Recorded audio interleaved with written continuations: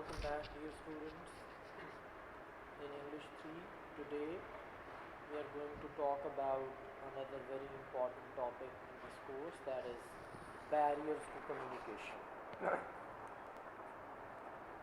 In my first lecture on this course, I had briefed you about the nature of the course, its objectives, and some of the contents. Basically, the course focuses on two things: communication and presentation skills. So far in this course, I have talked about different aspects of communication. So today we are going to understand how communication becomes ineffective and what are different factors that disturb our communication, and our message is not easily conveyed. Rather, during this communication process, somewhere something goes wrong and the other person is unable to understand our ideas. So this is the title of today's discussion: barriers to communication. First of all, let's look at the definition. What is a barrier? Barrier is something that disturbs progress or movement. And in this context of communication, it is something that damages the effectiveness of communication. It does not allow us to communicate and get our ideas easily and without any confusion get across to the other person. So due to these barriers, these obstacles, these problems, the speaker is unable to reach the desired impact. See, when communication is taking place, the speaker is trying to achieve a certain effect. He wants to communicate a certain idea to the other person. But sometimes, or rather many a time, it so happens that the other person is confused, unable to understand our idea. So what we are trying to figure out in today's discussion is, what are those reasons that play a significant role to disturb this effectiveness of communication.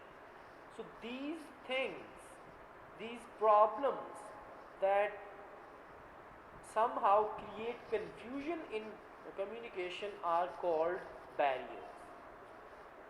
So communication barriers, in simple words, are errors or misunderstandings affecting the communicative process.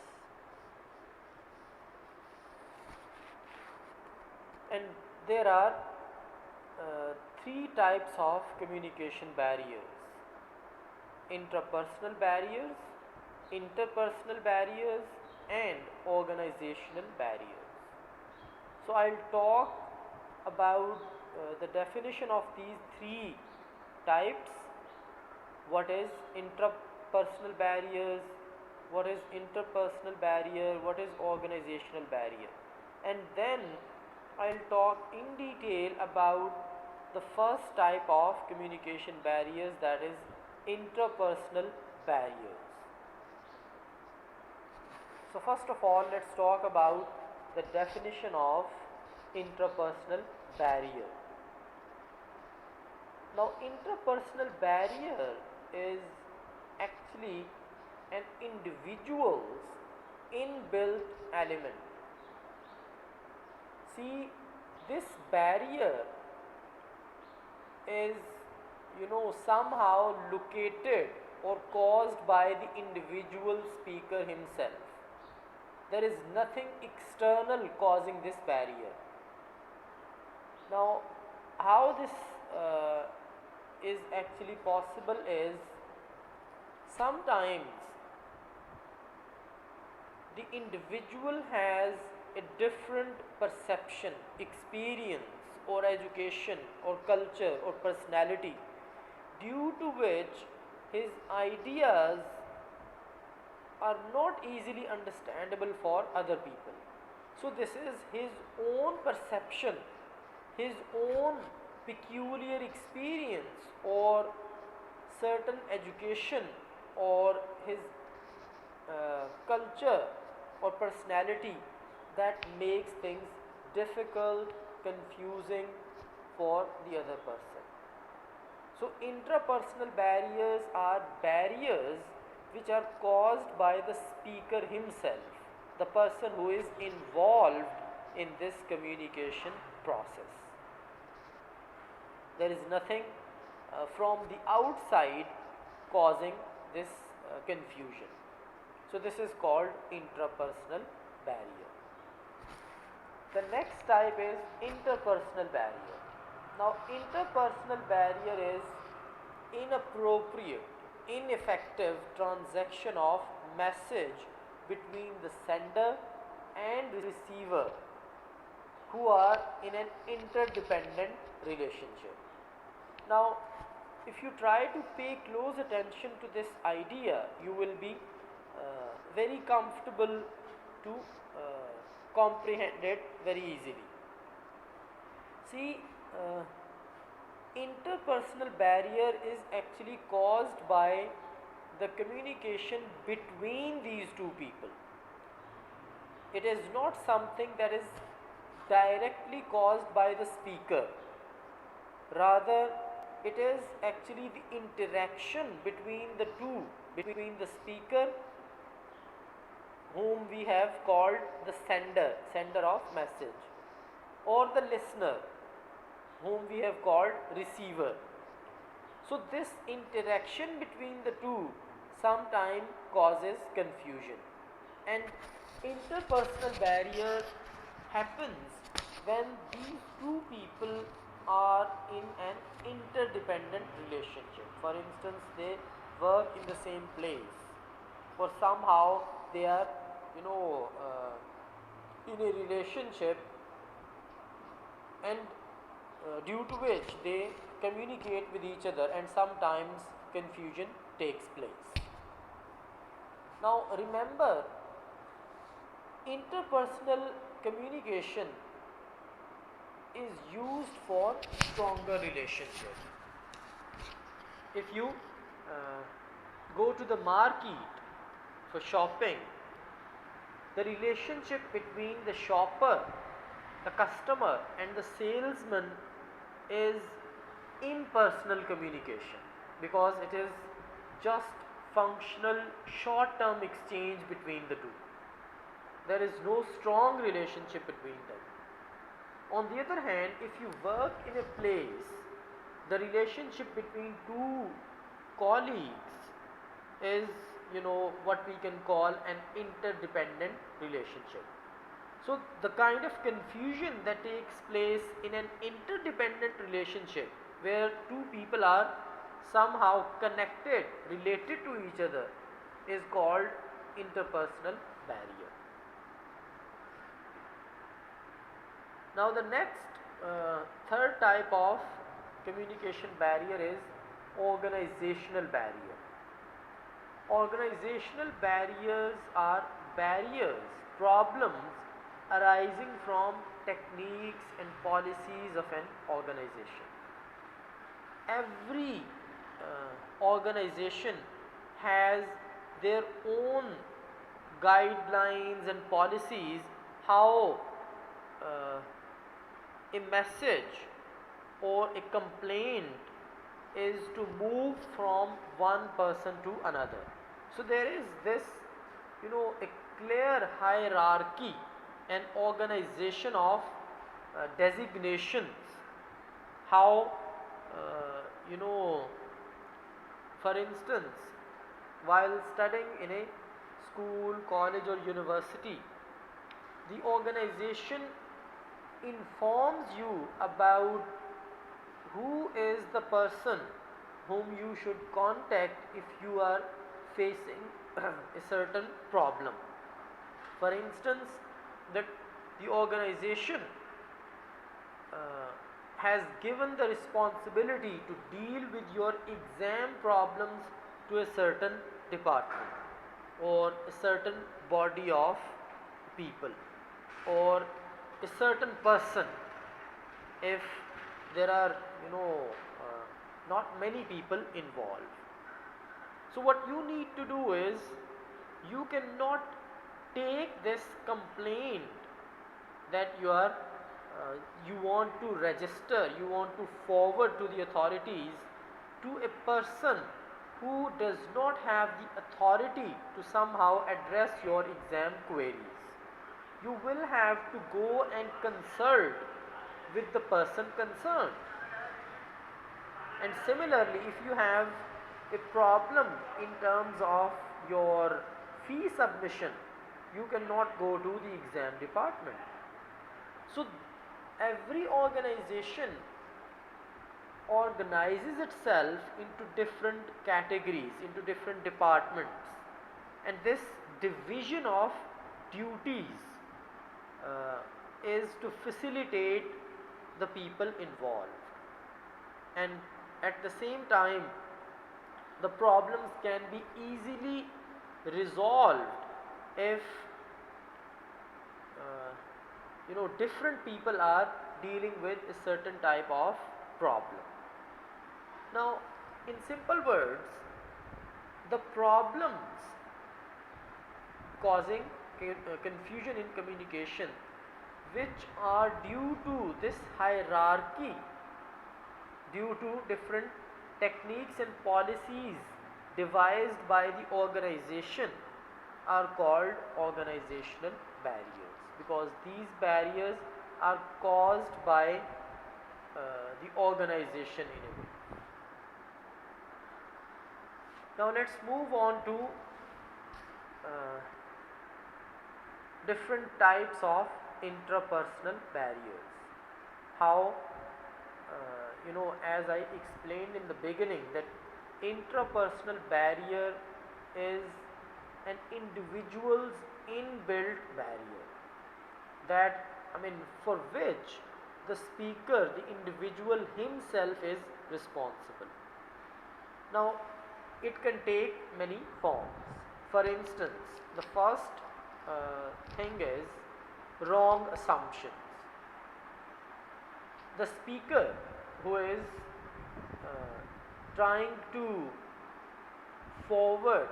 share his ideas with other people, develops wrong assumptions about their level of knowledge.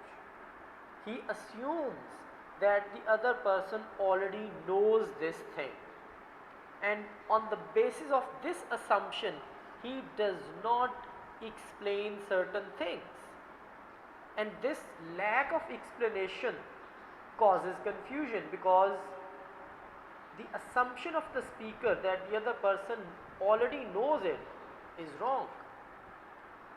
Unless the speaker has evidence that the other person actually knows this thing, he cannot leave things unexplained. It is the responsibility of the speaker as a communicator to explain things and make everything easily understandable for the other person. For instance, a patient visits a doctor, and during the conversation, when the doctor is prescribing medicine for his disease, for his illness, he says that take this medicine SOS. Now, SOS, let me explain, is an international code signal of extreme distress, used especially by ships at sea. When they are in trouble, they use this code to signal that there is something wrong. And remember, this is not an abbreviation for anything. And when the doctor uses this term SOS, it means in case of emergency. That take this medicine in case of emergency. Now he assumed, and this is uh, quite quite a routine matter, that since the doctor has to deal with a lot of patients and he is used to using these terms, sometimes he explains, but sometimes he obviously forgets to explain, or probably assumes that this person, since he has been his regular customer, his regular visitor, he must be familiar with it.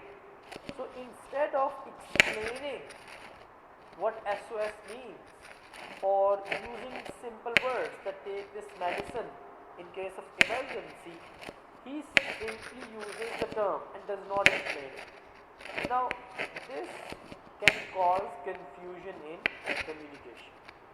The patient might not be able to understand when this medicine is to be used, and he might start using it regularly on daily basis, and this is very dangerous for his health. So the first thing is wrong assumptions. You cannot assume about the other person something that they do not actually know. So as a speaker, it is your responsibility to determine how much your listener, your audience knows. If you think that some people might not be familiar with these terms that you might be using in your conversation, you should explain them, because the purpose of communication is that your idea, your message should be understood by majority of people. The second form of intrapersonal barrier is varied perceptions. Varied perceptions means that people hold different viewpoints about the same situation. We all are different in our perception. One person thinks one thing about something, and the other person's idea is different. And this type of difference in opinion, in understanding, could also cause confusion in communication. For instance, here, this is a proverbial story that you might be familiar with, the elephant and six blind men. That somebody brought six blind men. This is basically an Indian folk tale, and it has its own philosophy behind it. Now these men were blind, six men, and they were brought to see an elephant, or rather to feel its body, and then develop their own perception what they think it is. Now these six blind men, since they were unable to see the elephant as it actually looks as a whole, one of them touched its broad and sturdy means strong, side, and he said that it is a wall. The elephant is like a wall. The other person felt its round, smooth and sharp tusk,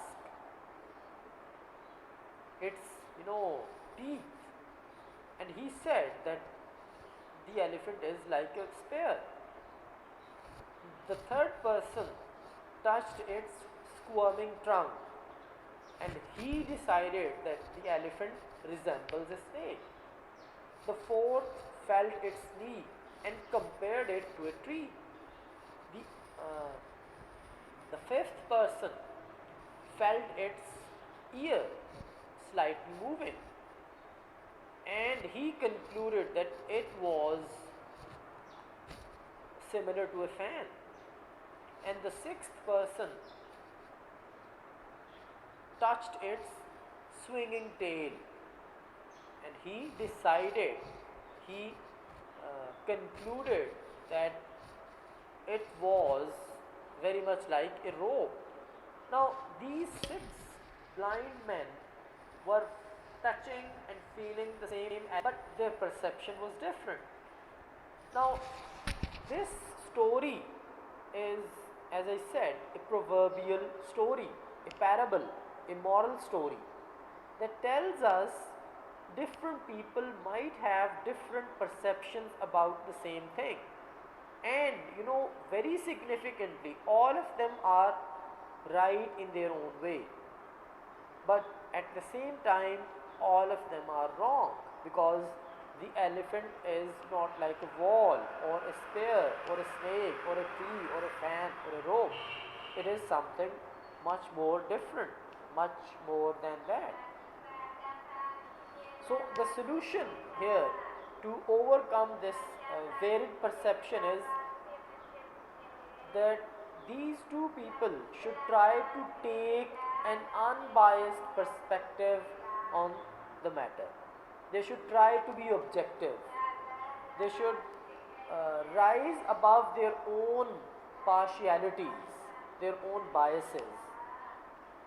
So instead of, you know, uh, depending on their own individual perception, they should try to understand the other person's viewpoint and then conclude in a more, uh, friendly manner, peaceful manner. So their approach should be to resolve the conflict instead of sticking to their own individual subjective perception or opinion. So this is the second form of intrapersonal barrier. Let's move on to the third one. The third is blocked categories. Now, blocked categories signifies that people react to unfavorable information mostly in three ways. Either they reject it altogether because it is not advantageous to them, it is not useful to them, it is somehow against their interests, it is somehow harmful for them, or they simply avoid it, they do not pay attention to it, or the worst of the three is that they distort this information and misinterpret and misrepresent it. So people with this kind of closed minds, narrow minded people, are called misogynist. Misogynist, people who have closed minds, who are not open to debate and discussion and somehow acknowledge the flaw in their own opinion. They think that the information that is unfavorable for them should be rejected, avoided, or distorted. The fourth and final form of intrapersonal barrier is categorical thinking. Now, categorical thinking means absolutist thinking, having absolutist approach, which means you assume that you know everything and refuse to accept anything against it. So the people with this kind of know-it-all attitude, who assume that they have all the knowledge required and everything that is somehow against their information is wrong, are called pan-sophists. So this is it for today.